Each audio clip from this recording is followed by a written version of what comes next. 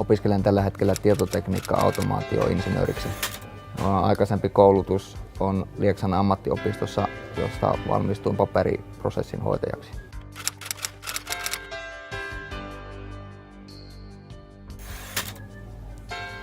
Ammatilliset opinnot tarjoaa pienen pohjan sille, mitä täällä ammattikorkeakoulussa opiskellaan. Otetaan vaikka esimerkiksi sähkötekniikan ala ammattikoulussa.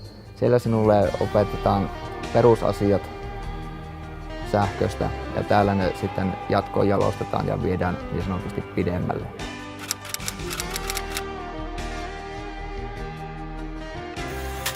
Opinnoissa ammattikorkeakoulussa ehkä eniten haasteita tuo yleisaineet.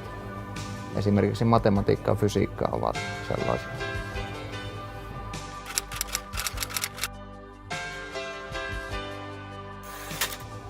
Niin jos en saa koulutusta vastaavaa työtä, niin todennäköisesti aion jatkokouluttautua sitten jopa diplomi-insinööriksi.